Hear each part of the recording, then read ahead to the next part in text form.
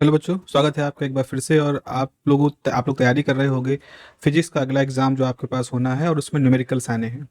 एक सेमेस्टर का एग्ज़ाम दे चुके हो और इधर एक एग्ज़ाम दे के आए हो, तो आपको मालूम होगा कि AKTU या कमोबेश जितनी भी यूनिवर्सिटीज़ हैं, स्टेट यूनिवर्सिटीज़ खासतौर पर, वो अपने क्वेश्चन पेपर को रिपीट करते हैं। मतलब पिछले बार जो क्वेश्चन आए होते हैं पिछले सालों में, लगभग लगभग उन्हीं क्वेश्चंस के कुछ अलग तरह के परम्यूटेशन कॉम्बिनेशन वो रिपीट करते हैं।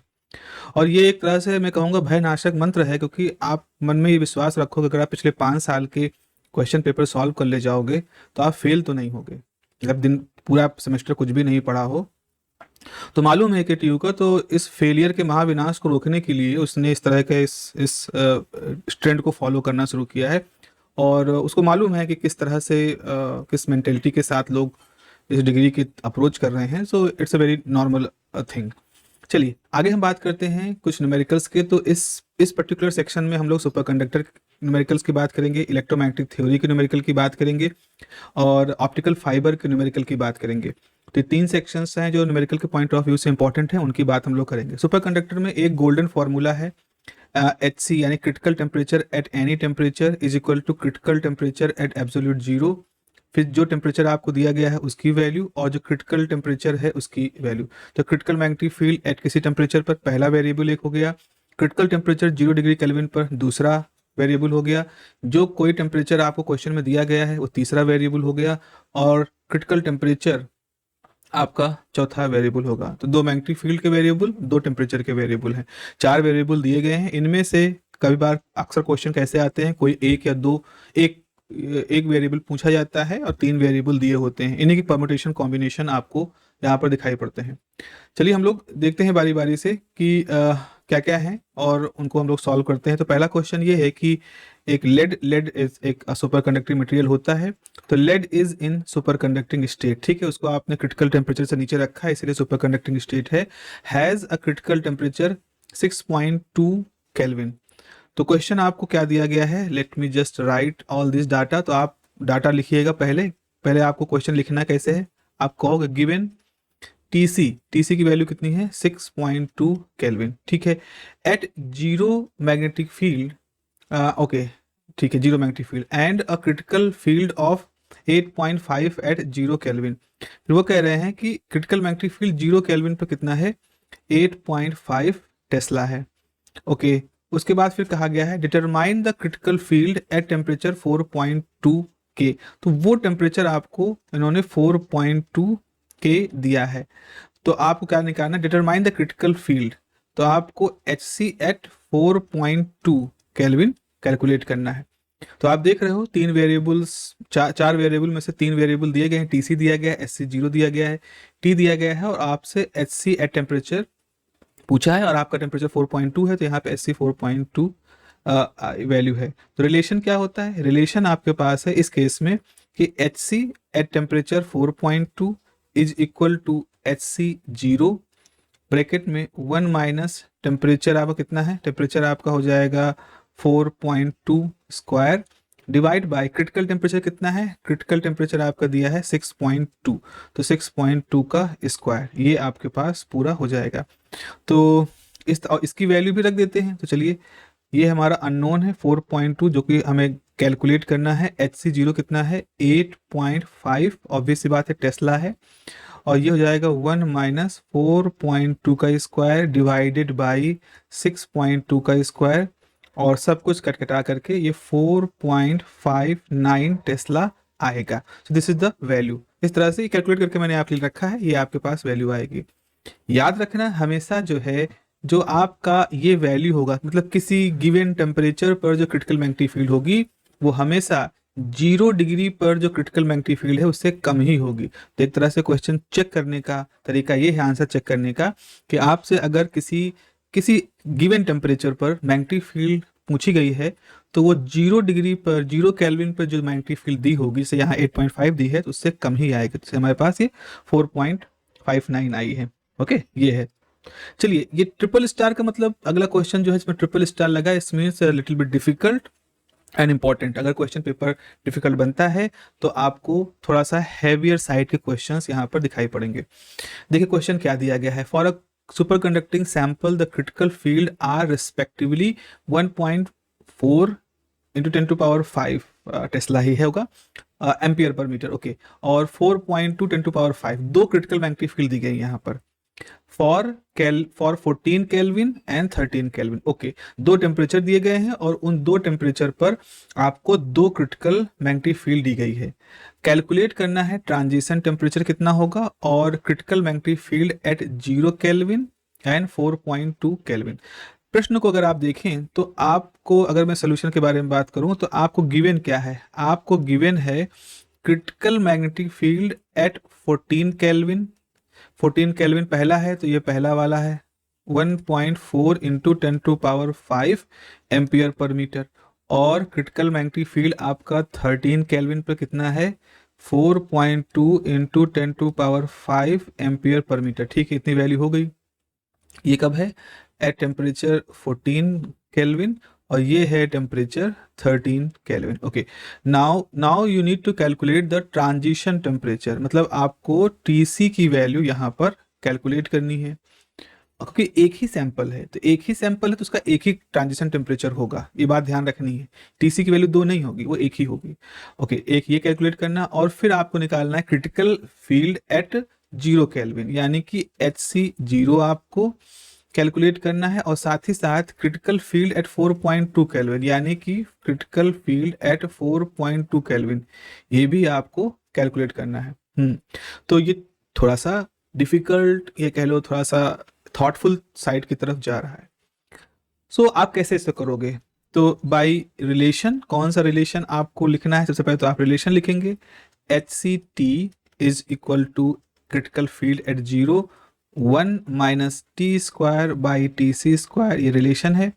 यहाँ पर आपके पास होगा कि अगर हम HC की वैल्यू 14 केल्विन पे लिखेंगे तो ये वैल्यू कितनी हो जाएगी HC0, और आपके पास हो जाएगा 1 माइनस आप लिखोगे 14 स्क्वायर, TC तो मालूम नहीं है तो TC आपका TC स्क्वायर ही रहेगा, इसी फॉर्मूले में आप रख रहे हो। उसके बाद ऐसे ही अगर आप HC13 लिखोगे तो वो हो जाएगा HC0 1 minus 13 square by TC square, तो आपके पास इक्वेशन नंबर 1 आ गया, इक्वेशन नंबर 2 आ गया है। अब यहाँ पर ये चीज़ तो कॉमन है तो आप डिवाइड कर दोगे, आप क्या करोगे, इन दोनों इक्वेशन को डिवाइड कर दोगे। चलिए इसको डिवाइड कर देते हैं। तो डिवाइड करने के लिए आपके पास हो जाएगा HC14 डिवाइड बाई HC13, और यहाँ पर क्या हो जाएगा HC0 अपॉन HC0 कैंसिल हो जाएगा, यहाँ हो जाएगा TC स्क्वायर माइनस 14 का square divided by TC square divide by TC square minus 13 का square divided by TC square. आप देख लो ये कैंसिल हो जा रहा है, ये कैंसिल हो जा रहा है, तो सिंपली हमारे पास यहाँ पर हो रहा है HC, इसकी वैल्यू कितनी दी गई थी, इसकी वैल्यू थी 1.4 इंटू 10 टू पावर 5, इसकी वैल्यू है 4.2 इंटू 10 टू पावर 5, यहाँ पर हमारे पास है TC स्क्वायर माइनस 14 स्क्वायर और इधर है TC स्क्वायर माइनस 13 स्क्वायर। ये सारी वैल्यूज हैं। थोड़ा सा अलजेब्रा लगाएंगे, थोड़ा सा अलजेब्रिक यहाँ पर हम काम करेंगे। चलिए यहाँ पर कुछ बाइफिकेशन कर लेते हैं, तो आपके पास ऐसा हो जाएगा। आप देखो यहाँ पर आप देखोगे तो ये 14 की टेबल है, 14 3 जा 42, तो ये ऐसे हो जाएगा। तो आपके पास कैसे बन गया ये वैल्यू 1/3 लेफ्ट हैंड साइड में, यहाँ है TC स्क्वायर माइनस 14 का square divided by TC square minus 13 का स्क्वायर, क्रॉस मल्टीप्लाई करें यहाँ पर, तो क्रॉस मल्टीप्लाई करोगे बच्चों तो ये हो जाएगा TC स्क्वायर माइनस 13 स्क्वायर और 3 time TC square minus 3 time 14 का स्क्वायर। ओके, ये हो गया। अब अगर हम यहाँ पर देखें तो ये क्या, इसको हम दाएं बाएं कुछ कर सकते हैं, एक बार देखें। TC square minus 169 3 TC square और ये जो आएगा 588 आएगा। यहाँ से अगर आप इसको दाएं बाएं शिफ्ट करोगे तो आपके पास बचेगा 2 TC स्क्वायर, देखो इसको शिफ्ट किया, is equal to 588 minus 169 that is 419। तो TC का अल्टीमेटली आएगा, TC वैल्यू आ जाएगी 419/2 और इसकी वैल्यू आ जाएगी 14.47 केल्विन। तो आपको ट्रांजिशन टेम्परेचर यहाँ पर मिल गया। अब ट्रांजिशन टेम्परेचर अगर एक बार मिल गया तो अब आपके पास क्या कैलकुलेट करना है, to calculate HC0 put TC in equation 1। तो इक्वेशन नंबर 1 में क्या था, इक्वेशन नंबर 1 देखो, SC0 की वैल्यू कितनी थी, 1.4 into 10⁵ is equal to SC0 कितना था, SC0 आपने कैलकुलेट नहीं किया, ये निकालना है, तो SC0 और 1 माइनस 14 का स्क्वायर और डिवाइड कर दोगे 14.47 का स्क्वायर, जो कि अब आपको मालूम है। इसका जो कैलकुलेशन करने के बाद मैं सीधे लिख रहा हूं, इससे आपकी जो वैल्यू आएगी SC0 की जो वैल्यू आएगी that will be 2.19 into 10⁵ ampere per metre. This will be the value for the HC0, यानी कि जीरो टेम्परेचर, 0 केल्विन पर क्रिटिकल मैग्नेटिक फील्ड। अब अगर हमें निकालना है एट T बराबर 4.2 केल्विन क्या होगा, तो आपको क्या कैलकुलेट करना है, critical magnetic field at 4.2 kelvin. तो आपको SC0 की वैल्यू तो यहाँ पर रखनी होगी, ब्रैकेट में आप रखोगे 1 माइनस कौन सा टेम्परेचर है, 4.2 केल्विन, क्रिटिकल टेम्परेचर कितना है 14.47 स्क्वायर। अब यहाँ पर SC0 की वैल्यू कितनी थी आपके पास, अब तो निकाल चुके हो ना, 2.19 इंटू 10⁵। फाइनली ये सब गुणागरित करके 20.05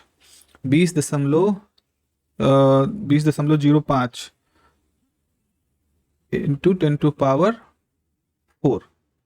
एक बार कैलकुलेट कर लेना, ऐसा ही यहाँ पर कुछ वैल्यू आ जाएगी, 4 पॉइंट से कम ही होगी, तो ये 2.05 है, 2.19 है तो 2.05 इस तरह से करके कुछ वैल्यू आ जाएगी, यहाँ पर आप देख लीजिएगा, कैलकुलेट कर लीजिएगा, ठीक है ना। ये आपके पास एक टर्म आ गया, एक कैलकुलेशन का हिस्सा आ गया। चलिए अगले कैलकुलेशन की तरफ बढ़ते हैं। अगला कैलकुलेशन ये कहता है, अगला प्रॉब्लम हमसे ये कहता है, it's a rare problem, not very much जो पूछा गया है, लेकिन तैयारी कर रहे हो तो इस एस्पेक्ट को भी अपने पास रख लो। तो हमारे पास क्या है कि एक क्रिटिकल करंट कैलकुलेट करनी है। सुपर कंडक्टिंग मटेरियल में एक प्रॉपर्टी होती है कि उनमें क्रिटिकल करंट होती है, मतलब एक ऐसी वैल्यू करंट आप उसमें फ्लो कराओगे जिससे ज़्यादा अगर कराए तो वो मटेरियल अपनी सुपर कंडक्टिविटी लॉस कर देगा। तो फॉर्मूला क्या होता है क्रिटिकल करंट का, जो IC होती है वो होती है 2πr, जो कि उस सिलेंड्रिकल वायर का, जिसमें वायर में करंट फ्लो कर रही है उसका है, सुपर कंडक्टिंग वायर का, और SC जो है क्रिटिकल मैग्नेटिक फील्ड है। तो calculate the critical current which can flow through a long thin super conducting wire of diameter 10⁻³ तो आपका डायामीटर दिया है, तो रेडियस क्या हो जाएगा, डायमीटर का हाफ जो है वो रेडियस हो जाएगा, यानी कि आप 10⁻³ मीटर का हाफ जो है ये आपका रेडियस हो जाएगा, ठीक है। उसके बाद फिर कैलकुलेट करने को क्या है, क्रिटिकल मैग्नेटिक फील्ड कितनी दी है 7.9 10⁻³ सो आपके पास क्रिटिकल करंट की वैल्यू आ जाएगी 2 इंटू 3.14 इंटू 10⁻³ इंटू 7.9 इंटू 10⁻³, ये इसको कैंसिल कर देगा, ये इसको कैंसिल कर देगा, आखिर में जो वैल्यू आ जाएगी वो आप यहाँ जो भी कैलकुलेट करके देख लेना, आपके पास वैल्यू यहाँ पे मिल जाएगी। So this is how we can solve such type of questions. बस इतना ही पूछे जाते हैं, पिछले सालों में जो पूछे गए यही है। अब इलेक्ट्रोमैग्नेटिक थ्योरी के ऊपर बात करते हैं। कुछ फॉर्मूले हमारे पास जो इलेक्ट्रोमैग्नेटिक थ्योरी के हैं, जैसे पॉइंटिंग वेक्टर की बात होती है, कहा एक्सपेरिमेंटली थ्योरेटिकली प्रूव किया गया है कि इलेक्ट्रोमैग्नेटिक वेव जिस दिशा में चलती है उसकी एनर्जी भी उसी दिशा में चलती है, भले ही इलेक्ट्रिक कंपोनेंट एक दिशा में हो, मैग्नेटिक कंपोनेंट दूसरी दिशा में हो, बट जो एनर्जी का फ्लो है वो इन दोनों के परपेंडिकुलर होता है। तो S जो होता है वो E क्रॉस H से शो करते हैं, E और H म्यूचुअली परपेंडिकुलर होते हैं तो उनके बीच में एंगल 90 डिग्री होगा, साइन 90 होता है 1, तो आप सीधे S बराबर EH कह सकते हैं। अगर E और H मतलब इलेक्ट्रिक कंपोनेंट और मैग्नेटिक कंपोनेंट का रेशियो लोगे तो वो एक इम्पीडेंस के बराबर होता है, जिसको हम 377 की इसकी वैल्यू कहते हैं, इसे कैरेक्टरिस्टिक इम्पीडेंस कहते हैं। यहाँ पर अगर आप उसके मैग्नीट्यूड की बात करोगे तो H0 जो होगा वो H टाइम √2 होगा, E0 जो होगा वो E टाइम √2 होगा। एक स्किन डेप्थ की बात होती है, स्किन डेप्थ जो कंडक्टिंग मटेरियल पर जब इलेक्ट्रोमैग्नेटिक वेव गिरती है तो कितना पेनिट्रेट कर जाती है सरफेस को, उसको रिप्रेजेंट करता है। और जो स्किन डेप्थ है ये इस बात पर डिपेंड कर रही है कि इलेक्ट्रोमैग्नेटिक वेव की फ्रीक्वेंसी कितनी है, जिस सरफेस पे गिर रही है उसकी कंडक्टिविटी कितनी है। स्किन डेप्थ का जो रेसिप्रोकल होता है उसे हम K कहते हैं, प्रोपेगेशन कांस्टेंट। तो स्किन डेप्थ अगर डेल्टा है तो प्रोपेगेशन कांस्टेंट उसका रेसिप्रोकल होगा, एक तो ये वैल्यू हो गई। अगर हम इंटेंसिटीज ऑफ इलेक्ट्रोमैग्नेटिक वेव की बात करें तो जो एवरेज पॉइंटिंग वेक्टर होता है वही इलेक्ट्रोमैग्नेटिक वेव की इंटेंसिटी होता है, और उसकी जो वैल्यू होती है वो होती है half C time epsilon not E not square, magnetic की फील्ड में होगा half C time mu not H not square, जहाँ सी जो होता है 1 म्यू नॉट एप्सिलॉन नॉट होता है, that is the velocity of light. अगर एवरेज पॉइंटिंग वेक्टर की बात करें तो E R M S cross product H R M S के बराबर होता है। तो ये कुछ इंपॉर्टेंट रिलेशन है, इसमें लेफ्ट साइड के जो रिलेशन हैं दे आर मोर इंपॉर्टेंट, क्योंकि वो ज़्यादा अच्छे से पूछे जाते हैं, उस पर न्यूमेरिकल आपके पूछे जाते हैं। स्किन डेप्थ तो खासतौर पर आपके इंपॉर्टेंट टॉपिक है। क्वेश्चन हमसे ये पूछ रहा है कि find the skin depth this delta at a frequency of 1.6 megahertz in steel. Steel medium के लिए पूछा गया है। कंडक्टिविटी कितना दी गई है 338.2 10⁶ MN per metre and relative reflective index mu R है। आपको ध्यान देना है म्यू आर यहाँ पर दिया गया है। Also find the propagation constant and wave velocity. इनकी वैल्यू जो ऑरेंज कलर से लिखा है ये इनकी आंसर है जो मैंने लिख दिया है यहाँ पर, स्किन डेप्थ का आंसर है। सो टू चेक करने के लिए कि आप जब सॉल्व करेंगे तो आप इसको यहाँ से चेक कर सकते हैं।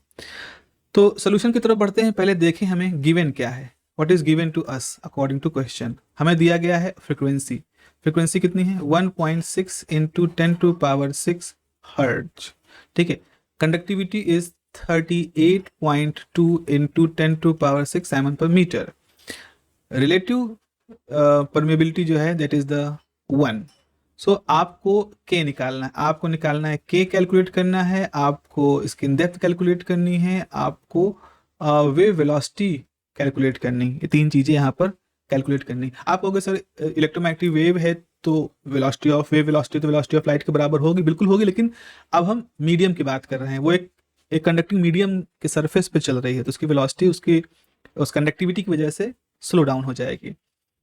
फॉर्मूला क्या है, skin depth is 2 mu conductivity omega. ध्यान रखना ओमेगा होता है एफ नहीं होता है। तो इसका मतलब है कि यहाँ पर अब एक फार्मूला में एक और चीज़ मालूम होनी चाहिए कि जो म्यू आर होता है वो हमेशा म्यू बाई म्यू नॉट के होता है। आपका जो फॉर्मूला है वो म्यू के टर्म में है, लेकिन क्वेश्चन में म्यू आर दिया गया है। तो आप क्या करोगे, आप यहाँ पे ऐसे लिखोगे 2 म्यू की जगह पे क्या लिखोगे mu R time mu zero. देखो इसको मल्टीप्लाई कर दो, क्रॉस मल्टीप्लाई कर दोगे तो इस तरह से आपका ये हो जाएगा। तो आपको ये लिखना है, अंडर रूट रहेगा, ऑब्वियस सी बात अंडर रूट रहेगा। और फिर आपको लिखना है ये तो कंडक्टिविटी रहेगी और ये 2πf लिखा जाएगा। इतना करने के बाद अब आप क्या करोगे, यहाँ इन सबकी वैल्यू रखोगे। 2 रख दिया आपने, ओके ये 2 रख दिया। म्यू आर की वैल्यू कितनी है भाई, वो तो 1 दी गई है तो 1 हो जाएगा। म्यू जीरो कितना होता है, वो होता है 4π इंटू 10⁻⁻7। कंडक्टिविटी कितनी है 38.2 इंटू 10⁶, ठीक है। फिर आ गया 2π तो 3.14 इंटू 2 और f कितना है 1.6 इंटू 10⁶ मेगा हर्ट्ज है ना, ये सब है। ये सारी वैल्यू आपको यहाँ पर आ गई। अरे ये भी 2 यहाँ पर भी रहेगा, इसके ऊपर भी स्क्वायर रूट रहेगा। इस सबको जब आप सॉल्व करोगे तो आपकी जो वैल्यू होगी वो 0.64 मिलीमीटर 10⁻³ मीटर में ये वैल्यू आपकी यहाँ पर रहेगी। अब यहाँ पर आपके पास हो गया प्रोपगेशन कांस्टेंट। अब बात आ गई प्रोपगेशन कांस्टेंट। तो k की वैल्यू जो होती है 1/डेल्टा होती है और वो होगी 1/0.064 मिलीमीटर में है। तो ये जब सॉल्व करोगे दिस इज 15.6 मिलीमीटर इनवर्स, ये आपकी वैल्यू यहाँ पर आ जाएगी। और अगर हम वेव वेलोसिटी की बात करें तो वेव वेलोसिटी इस वेव नंबर से जुड़ा होता है। तो वेलोसिटी बराबर जो होता है वो ओमेगा बाई के होता है। तो ओमेगा की वैल्यू तो आपको मालूम है 2 into 3.14 into 1.6 into 10⁶ mega hertz. के की वैल्यू है 15.6। ये जब सॉल्व करोगे तो ये 647.1 मीटर पर सेकेंड आएगी। तो स्टील के अंदर वो जो वेव चल रही है वो 647.1 मीटर पर सेकेंड की स्पीड से चलेगी।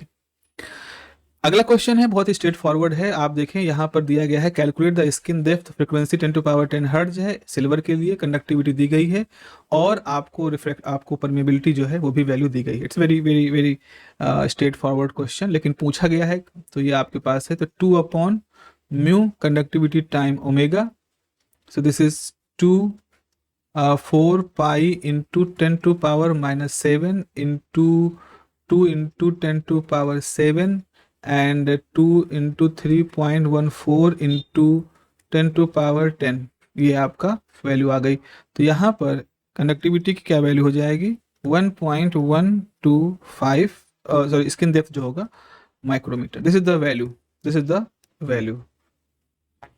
क्वेश्चन नंबर 6 को मैं छोड़ रहा हूँ, प्रूविंग है, न्यूमेरिकल की तरफ बढ़ते हैं। ये जो क्वेश्चन नंबर 7 है, this is very important question, बार बार घूम घूम के ये प्रूफ के लिए आता है, पूछा जाता है, और यही दो तरह के क्वेश्चन होते हैं जो बार बार आपसे पूछे जाते हैं। ठीक है, वो चैलेंज, ओपन चैलेंज है कि भैया ये क्वेश्चन है, करके दिखाओ। ठीक है, करके दिखाते हैं आपको। क्वेश्चन ये है कि अगर if earth receives 2 calorie per minute per centimetre square solar energy, what are the amplitude of electric field and magnetic field of the radiation। भाई आपका ये सन है, ठीक है, आपकी ये अर्थ है, सन से हर तरफ प्रकाश निकल रहा है, ब्रह्मांड में हर तरफ जा रहा है, इसका कुछ हिस्सा जो है वो पृथ्वी भी रिसीव कर रही है। पृथ्वी कितना रिसीव कर रही है? 2 calorie per minute per centimetre square. तो पृथ्वी पे अगर 1 सेंटीमीटर स्क्वायर पर 1 मिनट तक देखा जाए तो 2 कैलोरी ऊर्जा सूर्य से वहां पर गिर रही है सोलर रेडिएशन के थ्रू, सोलर एनर्जी के थ्रू। तो अब आपसे पूछा जा रहा है कि जो प्रकाश आ रहा है जो कि इलेक्ट्रोमैग्नेटिक वेव है, तो इसका इलेक्ट्रिक फील्ड कितना होगा, मैग्नेटिक फील्ड कितना होगा, ये आपसे पूछा जा रहा है। तो सबसे पहले तो पहली बात तो कैलोरी को जूल में कन्वर्ट करेंगे, मिनट को सेकंड में कन्वर्ट करेंगे, सेंटीमीटर को मीटर में कन्वर्ट करेंगे, मतलब आप सबसे पहले एसआई स्टैंडर्ड इंटरनेशनल यूनिट में सब चीजें कन्वर्ट करोगे। तो सोलर एनर्जी है कितनी, सोलर एनर्जी जो मिल रही है वो है कितनी, तो वो है 2 calorie per minute per centimetre square, ये है आपके पास। अब आप क्या करोगे, तो ये हो जाएगा 2 जूल में कन्वर्ट करने के लिए कैलोरी को 4.18 से मल्टीप्लाई करोगे, मिनट है 60 मिनट है। अब ये हो जाएगा सेंटीमीटर स्क्वायर, तो मीटर हो जाएगा 10⁻⁻4 मीटर स्क्वायर, और ये सेकेंड में हो जाएगा, ये जूल में हो जाएगा, तो ये कुल मिला के हो जाएगा 2 × 4.18 × 10⁻4 divided by 60 joule per second meter square, ये होगा। इसकी वैल्यू ये मतलब ये कुल मिला के हमारे पास आ गई वैल्यू।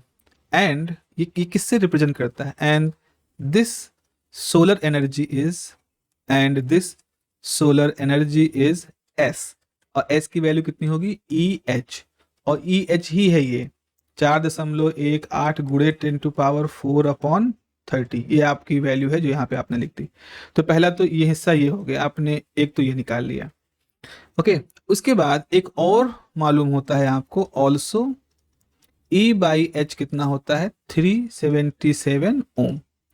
सो आप ये लिख सकते हो कि अगर आप EH को E/H से मल्टीप्लाई कर दो तो मल्टीप्लाई कर दोगे तो 10⁻4 30 × 377, ठीक है, इस तरह की वैल्यू आपके पास आ जाएगी। तो ये कितना हो जाएगा, 3 चौक 12, ये देखो, ये अगर देखो यहाँ पर तो एक जीरो कटेगा तो 10⁻3 आ जाएगा, और ये कटेगा तो 3 × 1 = 3, और अगर इसको हम 2 मान लें तो 3 4 = 12 हो जाएगा, और 3 जीरो लगा दोगे तो ये कुल मिला करीब 1400 हो जाएगा इंटू 3.77, ये आ गया। तो ये आपके पास हो जाएगा 726.5। सो ये एच कट गया है ना, एच कट के, रुक जाओ अभी रुक जाओ, अभी ऐसा नहीं होगा, ये आ जाएगा ई स्क्वायर बराबर हो जाएगा 1400 गुणे 377। तो यहाँ से जो ई होगा, जब इस पूरे टर्म का स्क्वायर रूट लोगे तो ये कितना आ जाएगा, 726.5। स्टैंडर्ड रिजल्ट है, याद हो जाए तो अच्छा ही बात है आपके लिए। तो ई आपको मालूम चल गया। ऑल्सो अब अगर ई मालूम चल गया तो ऑल्सो E/H भाई 377 था, तो यहाँ से H कितना हो जाएगा, E/377, यानी कि 726.5/377, और ये करीब 1927 एम्पियर पर मीटर आएगा। कैलकुलेट क्या करना था आपको, कैलकुलेट करना था amplitude of electric and magnetic field radiation. So amplitudes क्या हो जाएंगे, एम्पलीट्यूड्स क्या हो जाएंगे भाई, आपका E0 जो है वो हो जाएगा E टाइम √2, यानी कि 726.5 गुणे √2, और इसकी वैल्यू हो जाएगी 102.3 वोल्ट पर मीटर, और H0 बराबर हो जाएगा H √2 यानी कि हो जाएगा 1.927√2 और ये हो जाएगा 2.717 एम्पियर पर मीटर। तो इस तरह से बच्चों आपके पास एम्पलीट्यूड आ गया ई का और एच का। इतने में क्वेश्चन हो गया, जगह ज़्यादा छोड़ दी थी मैंने। ये हो गए हमारे पास। अब हम आते हैं अपने प्रश्न संख्या 8 के पास। प्रश्न संख्या 8 जो है वो लगभग वैसी ही है जैसे कि पिछले वाला केस था, लेकिन यहाँ पर सूर्य की जगह पर लैंप है। ठीक है, लैंप है, 1000 वाट का लैंप है। तो जरा इसके पहले इसके सिचुएशन को समझने की कोशिश करते हैं। क्वेश्चन ये है कि assuming that all the energy from a 1000 watt lamp is radiated uniformly and calculate the average value of the intensities of the electric and magnetic। तो average value of the intensities आपसे पूछा गया है। average value वही magnitude वाली बात हम कह रहे हैं। magnetic field of radiation at distance 2 meter from the lamp। Okay, situation ऐसा है कि आपका बल्ब है, चमक रहा है। ठीक है, चमक रहा है, उसके चारों तरफ प्रकाश फैल रहा है। प्रकाश फैल रहा है तो अगर आप सोचो कि आप इस बल्ब को केंद्र मान करके एक गोला खींचो, एक स्फीयर खींचो। स्फीयर की रेडियस कितनी होगी? 2 मीटर। एक स्फीयर की रेडियस 2 मीटर है और आप यहाँ पे कहीं खड़े हो, जहाँ मैं बॉक्स बना रहा हूँ यहाँ पे खड़े हो। तो इस बल्ब का प्रकाश तो हर तरफ जा रहा है, जैसे सूर्य का प्रकाश हर तरफ जा रहा था, बल्ब का प्रकाश हर तरफ जा रहा है। तो ऐसा नहीं है कि जो अगर इसकी पावर 100 वाट है तो 100 वाट पूरी एनर्जी इस पर्टिकुलर लोकेशन पे आ रही है।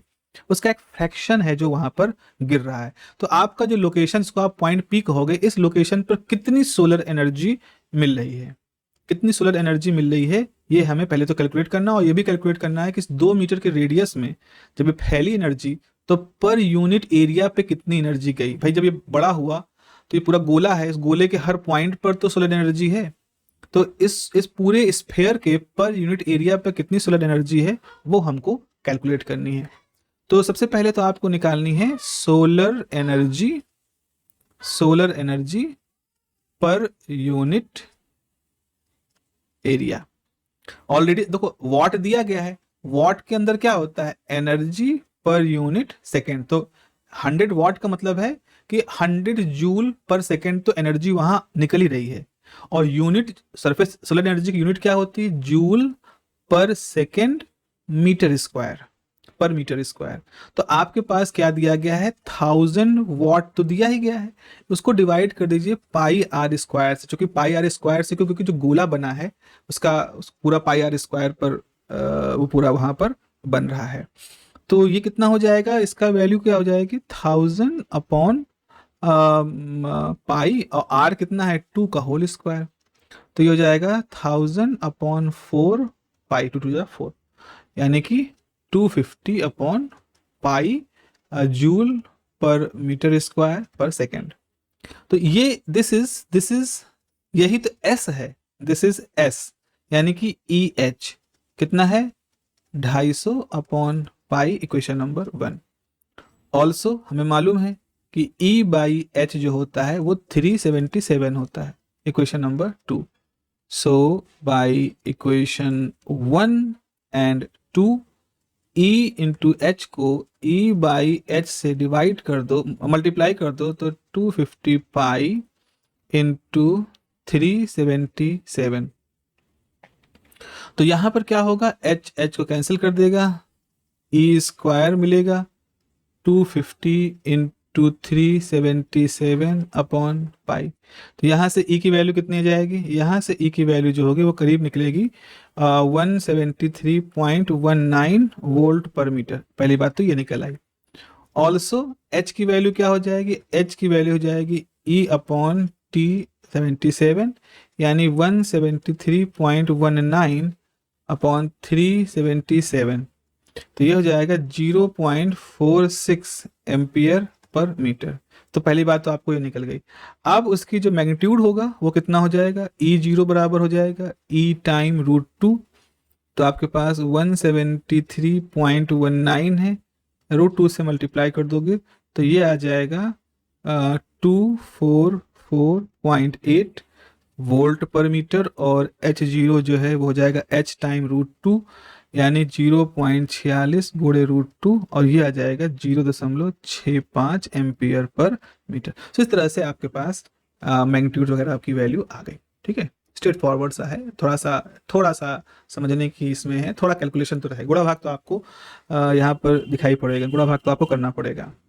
ये क्वेश्चन है मैं कहूँगा कि थोड़ा सा रेयर क्वेश्चन है बट इम्पॉर्टेंट क्वेश्चन है, और अगेन बहुत कोई खुराफाती किस्म का पेपर बन गया उस महामंत्र से थोड़ा अलग होता हुआ, रिपीटेड क्वेश्चन नहीं रहा, तो इस तरह का क्वेश्चन भी देख लीजिए, एक बार नजर डाल लीजिए। यहाँ पर प्रश्न कह रहा है कि डिटरमाइन करिए the conduction current and displacement current densities. यहाँ पर आपको कंडक्शन करंट डेंसिटी, जिसको मान लीजिए जे कह रहे हैं, वो कैलकुलेट करना है, और डिस्प्लेसमेंट करंट डेंसिटी जेडी कह रहे हैं, वो कैलकुलेट करना है। In a material having conductivity of this value 10⁻³ mho per metre and relative permittivity जो है वो एप्सिलॉन आर 2.45 है। The electric field in the material is given bye, electric field की जो वैल्यू है मटेरियल के अंदर वो एक एक्सप्रेशन के थ्रू दी गई है। देखो भाई, ओम्स लॉ जो है इन द वेक्टर फॉर्म, उसका हम यहाँ पर इस्तेमाल करेंगे। तो जो आपका कंडक्शन करंट है by Ohm's law, the conduction current is by Ohm's law, the conduction current density J बराबर जो होता है वो कंडक्टिविटी टाइम E होता है। अगर वेक्टर फॉर्म में कहें तो इस तरह से होता है। हम मैग्नीट्यूड ले रहे हैं, या आप कह दो कि J is equal to this conductivity time E। तो J की वैल्यू आपको कैलकुलेट करनी है। कंडक्टिविटी कितनी है, 10⁻³ महो पर मीटर है, और मल्टीप्लाई बाई E कितना है, 4 × 10⁻⁻6 साइन टाइम 9 × 10⁻9 t, ये है ना। ये आपका E रख दिया, और ऑलरेडी आपको कंडक्टिविटी मालूम है वो रख दिया। तो कितना हो गया, तो सिंपल सा हो गया। तो J की वैल्यू आपके पास हो गई है 4 × 10⁻⁻9 sine of 9 × 10⁻9 time t. So this is the conductivity of the, या conduction current density। अब हमें डिस्प्लेसमेंट करंट डेंसिटी निकालनी है, तो आपको निकालनी है डिस्प्लेसमेंट करंट डेंसिटी। तो उसकी वैल्यू क्या होती है, JD, और वो होता है del D by del T, ये वैल्यू होती है। अच्छा, D बराबर क्या होता है, जो D बराबर होता है वो होता है एप्सिलॉन टाइम E, ये फॉर्मूला होता है। अगर वेक्टर फॉर्म में लिख रहे हैं तो इस तरह से लिख रहे हैं। यहाँ पे एक चीज और है, एप्सिलॉन R जो होता है वो होता है एप्सिलॉन अपॉन एप्सिलॉन नॉट। इसका मतलब है जहां भी एप्सिलॉन लिखा है वहां एप्सिलॉन R × एप्सिलॉन नॉट आप लिख सकते हैं, है ना। ये वैल्यू को आपको यहाँ पर लिख सकते हैं। प्रश्न में हमको अब देखो यहाँ पर क्या है, इसका मतलब है हम लिख सकते हैं कि D बराबर epsilon R not epsilon E0 E। तो इसको ऐसे लिखा सकता है d/dt। अब चूंकि यहाँ पर लिखा है एप्सिलॉन R, एप्सिलॉन 0 और E लिख रहे हैं, हम मैग्नीट्यूड की बात कर रहे हैं। तो यहाँ पर आपको मालूम होना चाहिए प्रश्न में क्या दिया गया है, एप्सिलॉन R की वैल्यू कितनी दी गई है, एप्सिलॉन R की वैल्यू 2.45 दी गई है, ऑलरेडी गिवन है। तो ये हो जाएगा एप्सिलॉन R बाहर, epsilon 0 del E over del T। Epsilon R हो गया 2.45, एप्सिलॉन 0 हो गया 8.85 × 10⁻⁻12, और डेल बाई डेल T। यहाँ आपको साइन का डेरिवेटिव लेना होगा ना, तो ये कितना हो जाएगा, 4 × 10⁻6 साइन ऑफ 9 × 10⁻9 टाइम t, ये वैल्यू है। तो अब आप JD अगर कैलकुलेट करना चाहोगे तो आपके पास हो गया 8.85 × 2.45 × 10⁻12, और यहाँ से जब मल्टीप्लाई करोगे तो हो जाएगा 4 × 10⁻6 cos 9 × 10⁻9 t, और d/dt ऑफ 9 × 10⁻9 t। तो ये dt तो इस t से 1 हो जाएगा, और आपके पास JD की जो वैल्यू होगी वो होगी 8.85 × 2.45 × 4 अगर 10⁻12 और 10⁻6 और 10⁻9 ये सब जोड़ो, 9 6 15 और -12 तो 10⁻3, और कौन बचा, 4 आ गया, इंटू 9 × cos 9 × 10⁻9 t। ये अब सब गुणा भाग कर करके ये, और कॉम्पैक्ट फॉर्म में इसको आप लिख सकते हो। तो इस तरह से आपको डिस्प्लेसमेंट करंट डेंसिटी का पता चल जाएगा, ठीक है, इस तरह से। कैलकुलेशन कर लेना, आगे हो जाएगा। अब आते हैं अपने अगले क्वेश्चन नंबर 10 पर। क्वेश्चन नंबर 10 ये कह रहा है कि क्या ये संभव है, is it possible to produce a magnetic field given by this. एक मैग्नेटिक फील्ड का एक्सप्रेशन दिया गया है और वो आपसे पूछ रहे हैं कि क्या इस तरह की मैग्नेटिक फील्ड प्रोड्यूस करना संभव है, कैसे चेक करोगे। देखो, इस मैग्नेटिक फील्ड के होने या ना होने की जो शर्त है वो मैक्सवेल के सेकंड लॉ पे टिकी हुई है। मैक्सवेल का सेकंड लॉ कहता है कि डेल डॉट बी जो होता है वो हमेशा जीरो होता है, यानी किसी मैग्नेटिक फील्ड का डाइवर्जेंस हमेशा जीरो होगा। तो ऐसी मैग्नेटिक फील्ड ही एग्जिस्ट करेगी इस नेचर में जो कि इस रूल को फॉलो करती है। तो ऐसा करते हैं, इसी को चेक कर लेते हैं। तो सोल्यूशन में आप लिखेंगे check the condition, check the condition, कौन सी कंडीशन, डेल डॉट बी। तो डेल डॉट बी कंडीशन क्या है, del by del X I cap, del by del Y J cap, del by del Z K cap, dot B में क्या है 2x I cap minus 0.06 Y J cap. ये देखना है हमको, ठीक है, ये देखना है हमको। तो आप देखो, तो यहाँ से डेल डॉट बी की वैल्यू क्या आ जाएगा, अगर डॉट प्रोडक्ट लिखोगे तो आपके पास जाएगा del by del X of 2x I cap 1 हो जाएगा, minus del by del Y of 0.6 Y. तो ये आ जाएगा 2, अब यहाँ से 2 रहेगा, x1 हो जाएगा माइनस 0.6। ये कितना वैल्यू आएगी, ये तो वैल्यू आ गई 1.4 which is not equal to 0। So इसका मतलब है कि ये जो मैग्नेटिक फील्ड है वो इस कंडीशन को सेटिस्फाई नहीं कर रही है। So this be is not possible to produce because it is not satisfying the second Maxwell's equation. So this is not possible to produce, simple सी बात है। देखिए अगला क्वेश्चन है, अगला क्वेश्चन ये कहता है कि the electric field in a region of free space containing a charge distribution is given by this E. ठीक है, कहीं पर ऐसा होगा बहुत सारे चार्ज रखे हैं, तो इस चार्ज रखे तो इसके चारों तरफ का जो ये इलाका है यहाँ पर कोई इलेक्ट्रिक फील्ड होगी, वो इलेक्ट्रिक फील्ड ये दी गई है जहाँ पर X Y Z are in meter and show that the charge distribution is uniform and find the charge density. आपको ये शो करना है कि चार्ज डिस्ट्रीब्यूशन यूनिफॉर्म होता है और इसकी कुछ चार्ज डेंसिटी होती है। यूनिफॉर्म होने का मतलब है हमें ये दिखाना है कि हमारा जो डेल डॉट ई है, डेल डॉट ई की जो वैल्यू है वो कुछ कोई फाइनाइट वैल्यू है। भाई इसकी वैल्यू नॉन जीरो है तभी तो इलेक्ट्रिक फील्ड है वहाँ पर, डेल डॉट ई जीरो नहीं है, तो इसका मतलब वहाँ पर हमारी ई की कुछ फाइनाइट वैल्यू है। अब वो कितनी वैल्यू है वो हमें देखना है। तो आप पहले देखो सोल्यूशन आप करोगे यहाँ पर कि डेल डॉट ई, तो यानी कि आपको लिखना है डेल ओवर डेल एक्स आई, डेल ओवर डेल वाई जे, डेल ओवर डेल जेड के, डॉट प्रोडक्ट ई कितना है 6x आई 6y जे 6z के। तो यह हो जाएगा del by del X of 6x plus del by del Y of 6y minus del by del Z of 6z। तो जाएगा 6 plus 6 minus 6 which is 6 which is not equal to 0। इसका मतलब है E इज यूनिफॉर्म, E जो है एक constant कोई value है जो यूनिफॉर्म है। उसके बाद अगला हमसे पूछ रहे हैं भाई कि आप जो है इसका वो कैलकुलेट करो, डेंसिटी, चार्ज डेंसिटी निकालो। तो चार्ज डेंसिटी निकालने का मतलब है कि हमें गॉस लॉ यूज करना पड़ेगा। सो बाय गॉस लॉ आप पढ़े हो del dot E is equal to rho over epsilon not, यानी कि epsilon not time del dot E कर दोगे तो आपको सरफेस वॉल्यूम चार्ज डेंसिटी मिल जाएगी। तो ये कितनी है, एप्सिलॉन नॉट की वैल्यू कितनी होती है भाई सबको मालूम है, 8.85 इंटू 10⁻12 होती है। और डेल डॉट ई हमने देखा डेल डॉट ई की वैल्यू कितनी निकाली है 6, तो आपके पास रो बराबर कितना हो गया 8.85 इंटू 10⁻12 इंटू 6।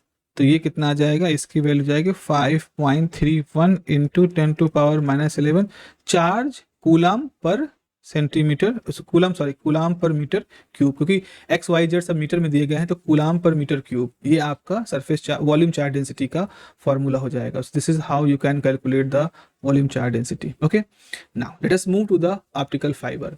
ऑप्टिकल फाइबर जब आप क्वेश्चन करते हो तो उसमें कुछ फॉर्मूले जो आपको जरूरी है याद रखने. एक तो है क्रिटिकल एंगल का. क्रिटिकल एंगल के फॉर्मूले में आप हमेशा याद रखना, जिस मीडियम से लाइट जा रही है वो नीचे रहेगा और जिस मीडियम में जा रही है वो ऊपर रहेगा. जैसे कोर से जा रही है तो कोर है N1 और क्लैडिंग में जा रही है तो यहाँ पे N2 है क्लैडिंग. तो N2 ऊपर है, कोर नीचे है, इससे आपका क्रिटिकल एंगल निकलेगा. एक्सेप्टेंस एंगल क्या होता है? एक्सेप्टेंस एंगल की वैल्यू होती है N1 minus N2 upon N0. जैसे आपके पास ये कोर है, ठीक है, और आपके पास ये उसके चारों तरफ क्लैडिंग है, तो कोर का रिफ्रैक्टिव इंडेक्स है N1, क्लैडिंग का रिफ्रैक्टिव इंडेक्स है N2, लेकिन बाहर हवा है उसका रिफ्रैक्टिव इंडेक्स है N0, या पानी भी हो सकता है.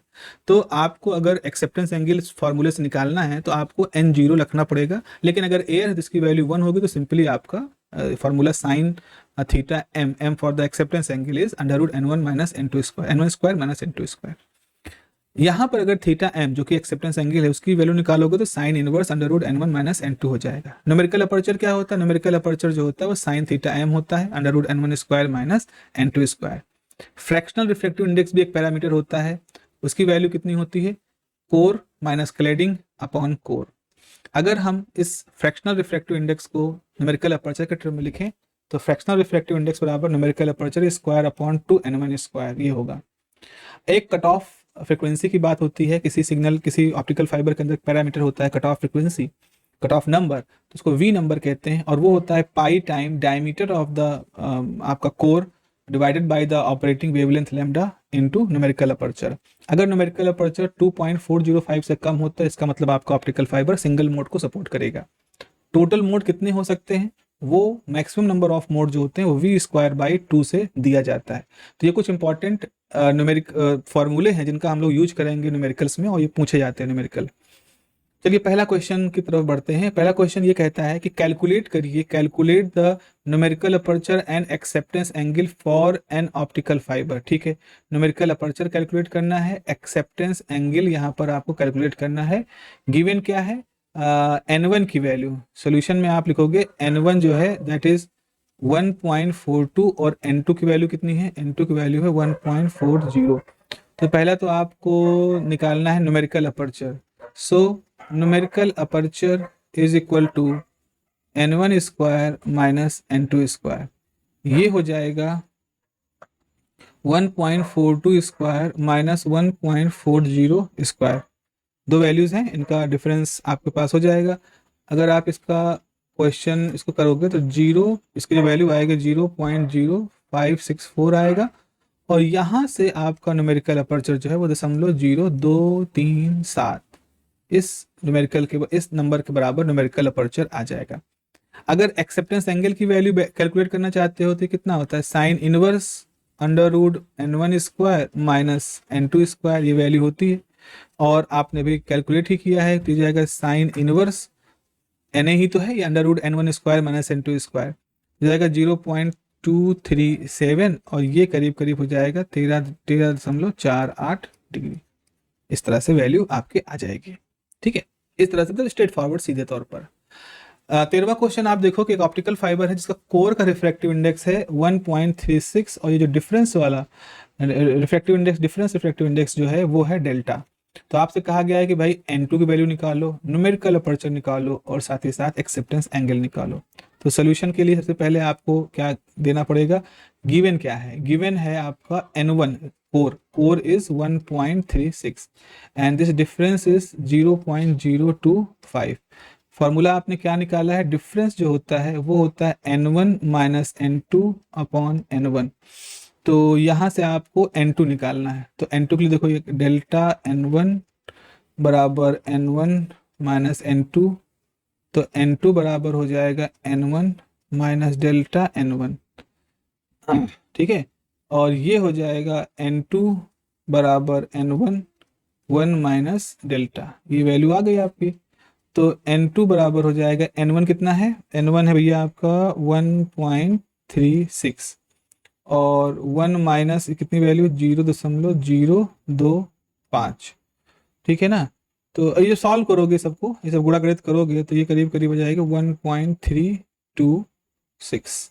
अरे 1 से थोड़ा ही कम होगा, देखो 1 में से 0.99 कुछ होगा, वो मल्टीप्लाई करोगे तो 1.36 से घट करके 326 इतना हो जाएगा। ओके, अब क्या हो जाएगा, अब हमें अगला क्या निकालना है, न्यूमेरिकल अपर्चर। तो न्यूमेरिकल अपर्चर निकालने के दो तरीके, एक तो आप न्यूमेरिकल अपर्चर ऐसे कर दो, n1 square minus n2 square, n1 की वैल्यू दी गई है, n2 की वैल्यू दी गई है, n1 1.36 है, n2 1.326 है, स्क्वायर करके वो निकाल लो।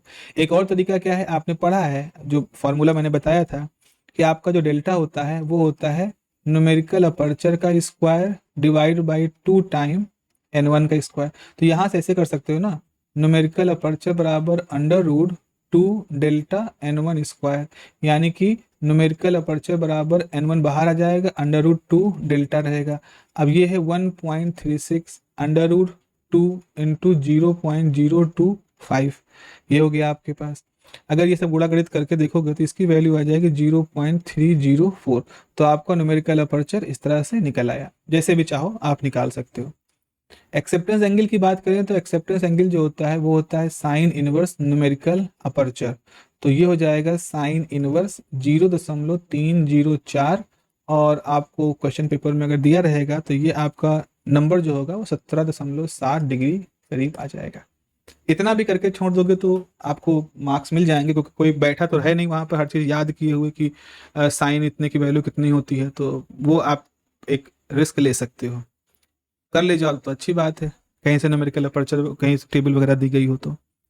अगला सवाल देखिए, बड़ा ट्रिकी सा क्वेश्चन है। ये कहा गया है कि एक glass fibre has a core material of refractive index, core का रिफ्रैक्टिव इंडेक्स 1.5 है। सोल्यूशन क्या है, n1 दिया गया है 1.45 एंड क्लैडिंग हैज 1.40, तो 1.40 it is surrounded by air and compute the theta C. Okay, कुछ ऐसा है कि आपके पास एक कोर है, रिफ्रैक्टिव इंडेक्स 1.45, उसके ऊपर क्लैडिंग है, उसके ऊपर क्लैडिंग है जिसका रिफ्रैक्टिव इंडेक्स है 1.40, और उसके ऊपर एयर है जिसका रिफ्रैक्टिव इंडेक्स है मान लो n0, 1 ही है, रिफ्रैक्टिव इंडेक्स 1 है। अब ये हमसे पूछ रहे हैं कि calculate the critical angle at core cladding boundary, मतलब जब लाइट जाएगी यहाँ से कोर से जब क्लैडिंग पे जाएगी तो इस पर्टिकुलर लोकेशन पर थीटा सी कितना होगा वह कैलकुलेट करना है। लेकिन क्लैडिंग टू एयर बाउंड्री, अगर लाइट यहाँ चली जाएगी क्लैडिंग में और क्लैडिंग से एयर पे जाएगी तो यहाँ पर थीटा सी कितना होगा ये कैलकुलेट करना है। तो हमको दो सिचुएशन में थीटा सी कैलकुलेट करने के लिए कह रहे हैं। अब यहाँ हम ये नहीं कहेंगे कि भाई क्लैडिंग में चली गई तो लॉस ही हो जाएगी, ठीक है वो जो हो जाए हमसे क्वेश्चन पूछा गया है। तो आपके पास फॉर्मूला क्या है, थीटा सी हमने क्या बताया था, जिस मीडियम से जाए, जैसे कोर से जा रहा है तो n1, जहां जाए क्लैडिंग में तो n2, ये ध्यान रखना। तो अगर आपको कोर क्लैडिंग बाउंड्री के लिए निकालना है, जो कि पहला हमसे यही पूछा गया है, तो आपके पास साइन थीटा सी हो जाएगा। क्लैडिंग कितना है, क्लैडिंग का है आपका 1.40 और ये है 1.45, ठीक है ना, दो वैल्यूज हैं। तो ये करीब करीब कितना है, ये आपके पास है 0.9655, और यहाँ से थीटा सी की वैल्यू जो है वो करीब करीब निकलेगी 74.9 डिग्री की वैल्यू यहाँ पर आएगी। दूसरा हिस्सा हमसे कह रहे हैं अगर हमारी लाइट क्लैडिंग से एयर में चली जाए तो क्या होगा। तो साइन थीटा सी जो होगा कहाँ से जा रही, क्लैडिंग से, तो n2 कहाँ जा रही, एयर में, n0, यानी 1/1.40 है आपका। और ये जो होता है इसकी वैल्यू 0.714, और इससे आपका जो थीटा सी होगा वो करीब आ जाएगा 45.58 डिग्री। इस तरह से आपको कैलकुलेट करनी है इस सिचुएशन में वैल्यूज। ओके, चलिए आगे बढ़ते हैं। 15वां क्वेश्चन हमको देखने में ये लिख रहा है कि एक स्टेप इंडेक्स फाइबर है जिसके लिए कोर की वैल्यू 1.566 है। तो सोल्यूशन में हम लिखते हैं कि हमारे पास n1 जो है वो 1.566 है, क्लैडिंग जो है 1.56 है, तो क्लैडिंग जो है 1.560 कह लो है।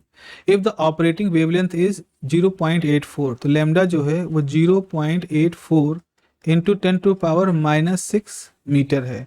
Calculate the cut off parameter, यानी आपको v की वैल्यू कैलकुलेट करनी है, and number of mode and n की वैल्यू भी यहाँ पर कैलकुलेट करनी है। Diameter of the core, okay, d की वैल्यू कितनी दी गई है, d की वैल्यू दी गई है 50 इंटू 10⁻⁻6 मीटर, 50 माइक्रोमीटर यहाँ पर आपको दिया गया है। तो कैसे कैलकुलेट करोगे? फॉर्मूला क्या है? पाई डी बाई लेमडा और न्यूमेरिकल अपर्चर, ये फॉर्मूला होता है हमारे पास। यानी कि v की वैल्यू हो जाएगी 3.14, डायमीटर कितना दिया गया है? 50 इंटू 10⁻⁻6 माइक्रोमीटर है। लेमडा कितना है? 0.84 इंटू 10⁻⁻6। न्यूमेरिकल अपर्चर की वैल्यू क्या होती है? √n1 square. n1 मतलब 1.566 का स्क्वायर माइनस n2 स्क्वायर, यानी 1.560 का स्क्वायर, ये होगा। तो v की वैल्यू जो है यहाँ पर अगर करें हम कैलकुलेट, तो 5 3 15, 5 5 चौक 20, 5 1 5, ये करीब करीब आएगा आपका 157, और ये तो कट जाएगा ना यहाँ से, ये हो जाएगा और 0.84, और ये जो वैल्यू हो जाएगी 2.452 माइनस 2.43, ऐसे कुछ आएगा। फाइनली यहाँ से आपके पास वैल्यू आ जाएगी 25.63। ये आपकी वैल्यू आ गई, कट ऑफ नंबर, जो कट ऑफ फ्रिक्वेंसी की जो वैल्यू आ गई है। अब n जो बराबर क्या होता है? n बराबर मैक्सिमम जो होता है वो होता है v²/2, कितने मोड सपोर्ट करता है। तो अगर यहाँ 25.63 का स्क्वायर करके उसका हाफ कर दें तो ये करीब आता है 328.44, या कह लो 329 मोड जो होंगे वो उस ऑप्टिकल फाइबर में सपोर्ट किए जाएंगे, सपोर्ट रहेगा वहां पर। तो इस तरह से आपका ये आंसर यहाँ पर आ गया है। 16वां क्वेश्चन देखते हैं। यहाँ कहता है कि एक फाइबर है जिसका डायमीटर 10 माइक्रोमीटर है, वो कपल किया जाता है एक लेजर से जिसकी वेवलेंथ 1.8 माइक्रोमीटर है, और फॉर दिस n1 जो है 1.55 है, और मैक्सिमम कट ऑफ फ्रिक्वेंसी है वो 2.405 है। कैलकुलेट करना है maximum value required for normalize refractive index, मतलब डेल्टा की वैल्यू निकालनी है आपको, क्लैडिंग का रिफ्रैक्टिव इंडेक्स निकालना है आपको, एक्सेप्टेंस एंगल निकालना है। तो सबसे पहले तो इकट्ठा कर लें, गिवन क्या है? गिवन है diameter 10 into 10⁻6 metre, lambda 1.8 into 10⁻⁻6 metre, n1 1.55, v max is 2.405। पहला क्या है? डेल्टा निकालना है, पहला आपको डेल्टा निकालना है। अच्छा, डेल्टा निकालने का फॉर्मूला क्या होता है? डेल्टा निकालने का फॉर्मूला हमने पढ़ा है कि numerical aperture square upon 2 time n1 square, ये तो मालूम है। चलो n1 तो दिया गया है, लेकिन न्यूमेरिकल अपर्चर तो नहीं दिया गया है, तो पहले तो न्यूमेरिकल अपर्चर निकालना है। न्यूमेरिकल अपर्चर निकालने कौन सा फॉर्मूला आपने पढ़ा है कि v बराबर pi D by lambda numerical aperture, ये फॉर्मूला होता है। तो सबसे पहले हम v से न्यूमेरिकल अपर्चर निकालेंगे। तो यहाँ से आप न्यूमेरिकल अपर्चर क्या निकालोगे? v टाइम लेमडा पाई डी, पहले तो इससे न्यूमेरिकल अपर्चर निकलेगा।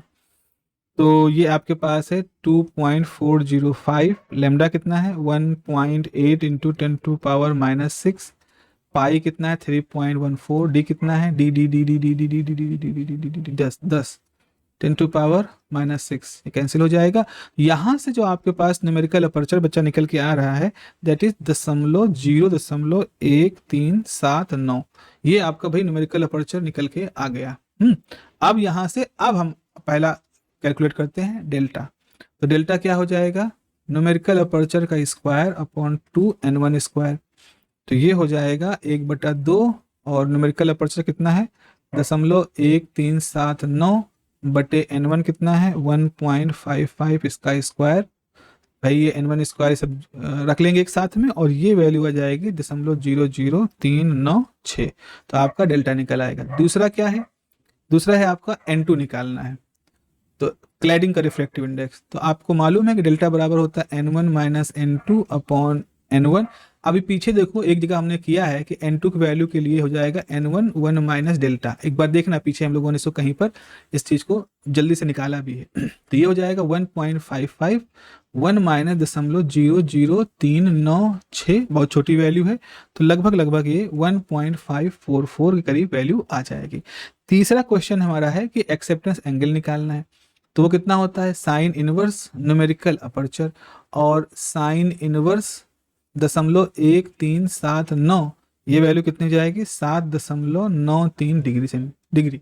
सो प्यारो, इस तरह से हमने देख लिया कि हमारा एक्सेप्टेंस एंगल भी कैलकुलेट हो जाएगा। आखिरी सेक्शन में हम जाते हैं और हम देखते हैं कि जब ऑप्टिकल फाइबर के अंदर हमारा सिग्नल जाता है तो तमाम तरह के लॉसेस हो सकते हैं उसके साथ में। तो अगर आप डेसिबल लॉस निकालना चाहते हैं तो वो वैल्यू होगी -10 log base 10 output power, optical fibre से जो आउटपुट पावर निकल रही और कितनी इनपुट पावर गई थी। लेकिन अगर आप यही चीज़ पर यूनिट लेंथ निकालना चाहते हो तो आपको इस डेसिबल पावर को L से डिवाइड कर देना पड़ेगा, देन आपकी लॉस पर यूनिट लेंथ निकल आएगी। इस तरह से आपको लॉस पर यूनिट लेंथ निकाल लेना है। स्ट्रेट फॉरवर्ड से क्वेश्चन यहाँ पर बनते हैं, जैसे कि एक ऑप्टिकल फाइबर है, signal of 100 milliwatt is injected into fibre, मतलब ये कोर रहा होगा, इसके अंदर जब हमने सिग्नल भेजा तो वो 100 मिलीवॉट का सिग्नल हमने इसके अंदर भेजा। The outcome signal from other and is 50 milliwatt, दूसरे सिरे से जब हमें लाइट मिली तो उसका जो पावर था वो 50 मिलीवॉट था। तो आपने 100 मिलीवॉट भेजा, 50 मिलीवॉट वहाँ पर आपको मिला। एटेन्यूएशन लॉस हमको यहाँ पर कैलकुलेट करना है कि भाई कितना हुआ। तो इस जगह पे अगर आप देखो तो आपको गिवन क्या है, आपको गिवन है पी आउटपुट। पी आउटपुट कितना है भाई, पी आउटपुट आपका है 50 मिलीवॉट। इनपुट पावर कितना है 100 मिलीवॉट। सो डेसिबल लॉस कितना हो जाएगा -10 log 10। पी आउटपुट कितना है 50/10, तो यानी कि -10 log 10 1/2, तो -10 अगर आप देखोगे तो log 10 1 माइनस log 10 2 तो जाएगा -10 log 0 जाएगा 0.3010, तो ये हो जाएगा आपका 3.010 डेसिबल। मल्टीप्लाई करोगे ना -10 को इस माइनस वैल्यू के साथ में तो ये वैल्यू आ जाएगी। सो आपका जो डेसिबल लॉस होगा इस पर्टिकुलर केस में वो होगा 3.010 डेसिबल। स्ट्रेट फॉरवर्ड क्वेश्चन है। ऐसा ही एक और स्ट्रेट फॉरवर्ड क्वेश्चन है, जहाँ देखें एक ऑप्टिकल फाइबर है जिसकी लेंथ 150 मीटर है, दी गई है लेंथ, क्योंकि अभी हमको लॉस पर यूनिट लेंथ निकालनी है। Has input power of the 100 microwatt है इनपुट पावर, आउटपुट पावर जो है वो 8 माइक्रोवाट है।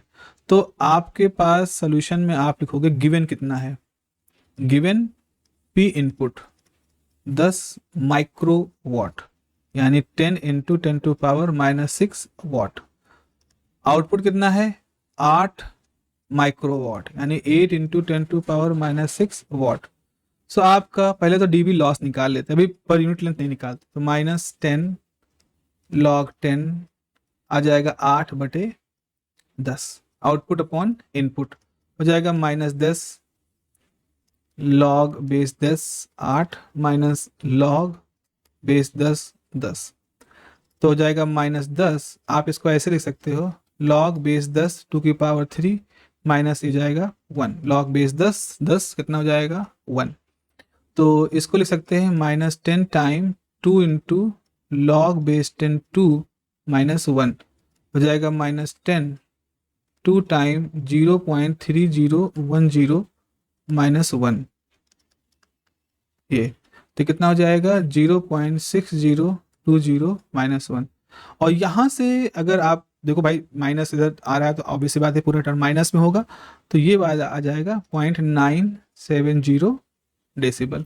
अब अगर आपको decibel loss per unit metre निकालना है, यानी अगर आपको डीबी पर मीटर निकालना है तो 0.970 को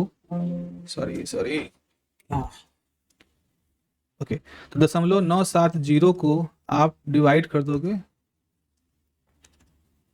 okay I think something is not working. Okay तो अब कितना हो जाएगा, this is going to be 150 and this is 0.0065 decibel per metre. तो दिस इज द आंसर, ये आपका लॉस यहाँ से निकल आएगा। तो इस तरह से प्यारो हम लोगों ने कितने क्वेश्चन करे हैं यहाँ पर 17 क्वेश्चन, 18 क्वेश्चन, एक क्वेश्चन छूटा है, 17 क्वेश्चन है यहाँ पर जो मैंने कंप्लीट किए हैं आपको। और पूरी उम्मीद है कि इस तरह के क्वेश्चन अगर आप लगा ले जाओगे तो आपको इससे बाहर के क्वेश्चन पेपर में नहीं मिले, क्योंकि याद रखिएगा AKTU अपने क्वेश्चंस खूब रिपीट करता है, ऑलमोस्ट सारे क्वेश्चन पिछले सालों से रिपीट करता है। चलिए बेस्ट ऑफ लक आपके एग्जाम के लिए। Have a nice day, take care, bye bye.